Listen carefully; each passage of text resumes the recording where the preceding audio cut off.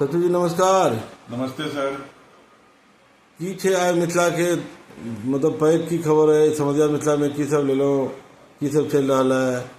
आई सबसे हमरा सब लग जे अखन अपडेट आबि रहल है में ईरान इजरायल लड़ाई चल रहा है। ईरान में मिथिला के बहुत रास लोग जे छे से फंसल छथि।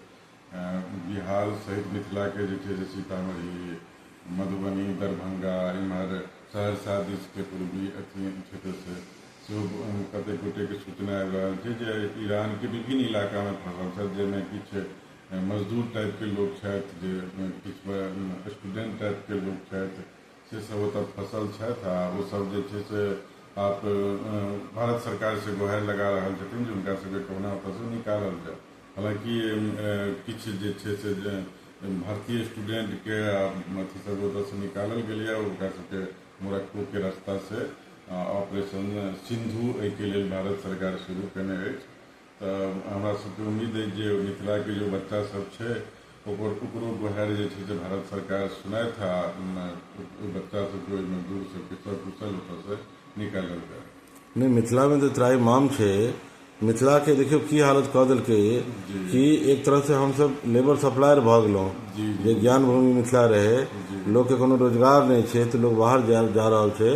कतबा एखन ईरान के हालत तत खतरनाक छे, हर तरफ बमबारी भ रहल है। ओकरा में बच्चा सब के कुशलता के हम सब कामना कर रहल छी।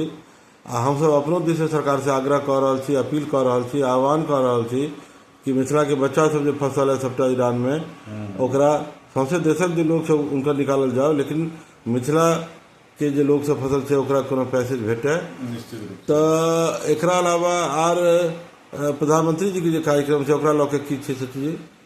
प्रधानमंत्री के कार्यक्रम काल्हि जा रहल छनि सिवान जिला के एकटा गाम में, जे एनएच से सटल छै। जेना पिछला बेर जे छै से बिहार आयल रहै तऽ मधुबनी जिला में जेना लोहना पंचायत में भेल रहनि, तो तेहने टाइप के जे छै से ओहुठाम जे छै से आयोजन कयल जा रहल छै। 5टा जर्मन हैंगर जे छै से बनि के तैयार भऽ गेल छै और दावा कयल जा रहल छै जे एतऽ लाखों के भीड़ जे छै से जुटतै। एहिमे जे छै से 10,000 करोड़ के जे छै से विभिन्न योजना सबक जे छै से शिलान्यास प्रधानमंत्री जी करता। सबके लके जे छै से बात चलि रहल छै। मतलब एक तरह से चुनावी तैयारी छे ने, चुनावी शक्ति प्रदर्शन छे ने। जी बिल्कुल, ये चुनावी शक्ति प्रदर्शन छे। बेर जे छै से देख रहल छी जे प्रधानमंत्री ग्रामीण क्षेत्र के बेसी चुनि रहल छथिन। जेना मधुबनी जिला में विदेशर स्थान लाग भेलै, ओकरा देखियो। अखन सिवान में भऽ रहल छै, ओकरा देखियो। तऽ विदेशरो स्थान में बहुत भीड़ जुटल रहनि प्रधानमंत्री के सुनबाक लेल, देखबाक लेल।